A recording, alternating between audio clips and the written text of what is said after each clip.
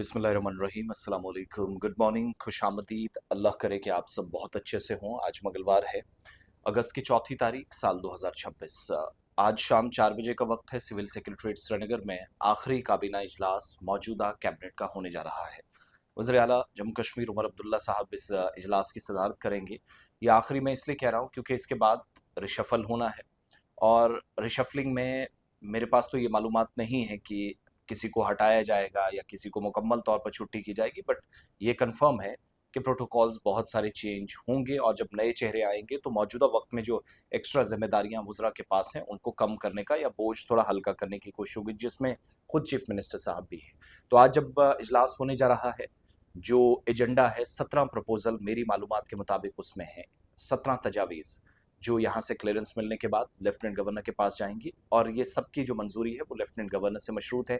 Maximum ऐसी चीज़ें हैं जो आप सब जानते हैं, जिन पर लेफ्टिनेंट गवर्नर आमतौर पर साइन कर देते हैं, क्योंकि आवाम से जुड़े, तरक्याती कामों से जुड़े ऐसे प्रपोजल्स हैं जो हैं।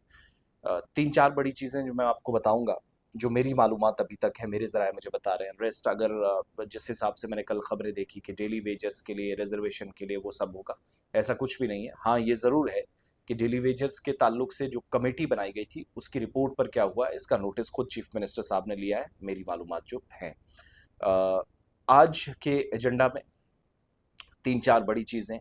एक तो ये कि जब श्रीनगर के अंदर ये इजलास होने जा रहा है, तो आउटसोर्सिंग और जो ऑपरेशंस या मेंटेनेंस वर्क है, योगा एंड वेलनेस सेंटर और जो अपर्णा आश्रम कहलाता है मानतलाई के अंदर, इसके अलावा होटल अशोका जो गुलमर्ग है, इनको सरकार इस पर क्लियरेंस दे सकती है, ग्रीन सिग्नल मिल सकता है प्राइवेट पब्लिक प्राइवेट पार्टनरशिप या पीपीपी मोड के जरिए।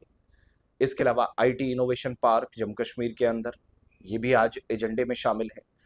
28 जेकेएस ऑफिसर्स हैं, इंतज़ामी सतह पर जो कामकाज कर रहे हैं, उनकी प्रमोशन का मसला है, तो आज उनको भी क्लियरेंस मिलने जा रहा है, जो मेरी मालूमात है। बेहीबाग कुलगाम के अंदर आर्मी गुडविल स्कूल बनना है, तो आज इंतज़ामिया या जो मौजूदा कैबिनेट है वो एक तरह से ग्रीन सिग्नल देगी कि ज़मीन का जो मामला है वो एजुकेशन डिपार्टमेंट को जो लैंड ट्रांसफ़र करनी है। और ये सारी जो प्रपोजल्स हैं ये मशरूत हैं लेफ्टिनेंट गवर्नर की मंजूरी से। इसके अलावा तकरीबन जो हमारी जानकारी है कि पीपीपी मोड के जरिए जो मानतलाई उधमपुर के अंदर अपर्णा आश्रम है, योगा एंड वेलनेस सेंटर है, इसके मेंटेनेंस का काम और बाकी सारी चीज़ें, हो सकता है कि आउटसोर्सिंग के जरिए सारा कामकाज बाकी लोगों को दिया जाए, थर्ड पार्टी आकर ये काम चलाएगी। सो 10 से 20 सालों तक ये इसकी लिमिट हो सकती है। इसके अलावा टूरिज्म डिपार्टमेंट का चूँकि ये प्रपोजल है तो उसको क्लियरेंस मिलने की तवक्को की जा रही है। IT innovation park Jammu Kashmir में आईआईटी जम्मू के ताउन के साथ बनाने की तैयारी है, उसको क्लियरेंस मिलेगी।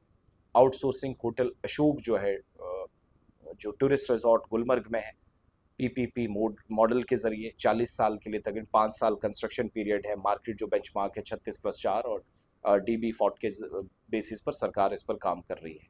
इसके अलावा टूरिज्म डिपार्टमेंट को भी कैफेटेरिया बनाने के लिए ज़मीन ट्रांसफ़र करनी है, तो हो सकता है कि उसको भी आज हरी झंडी मिले। हीरानगर कठुआ के अंदर 4 कनाल ज़मीन, 4 कनाल और 11 मरला ज़मीन जो है वो इंडस्ट्रीज़ एंड कॉमर्स डिपार्टमेंट को क्राफ्ट विलेज सोनपा बडगाम के अंदर बनाना है, उसके लिए भी क्लियरेंस मिलने की तवक्को है। इसके अलावा 7 कनाल और 5 मरला ज़मीन स्कूल एजुकेशन डिपार्टमेंट को आर्मी गुडविल स्कूल जो उसके लिए बनाना है। साथ साथ जीकेएस ऑफिसर्स का मसला है, और हमारी इतलात के मुताबिक आज जब ये इजलास होगा, और वैसे तो उन ऑफिसर्स के कुछ नाम भी मेरे पास हैं जिनको 15/5/2026 के बाद अलग अलग जगहों पर रेगुलर बेसिस पर ये मसला एक रहा है। बहरहाल मैंने पिछले दिनों भी बताया था कि इजलास सुरेंद्र चौधरी साहब, चीफ मिनिस्टर उमर अब्दुल्ला साहब, सतीश शर्मा साहब, डार साहब, जावेद राना साहब, सकीना इंतू साहिबा के होते हुए ये आखिरी इजलास है। तो कल को नए चेहरों की जिम्मेदारियां, वैसे तो 8 की भी एक डेट है जो मेरे ज़राए मुझे बता रहे हैं कि तब्दीलियां होंगी, but I am not yet confirm, ऊपर नीचे होते रहते हैं। बीच में चीफ मिनिस्टर साहब को दिल्ली भी जाना है, सो उस हिसाब से प्लान तरतीब दिए जा रहे हैं। सो इंतज़ार कीजिएगा मज़ीद तफसीलात के लिए।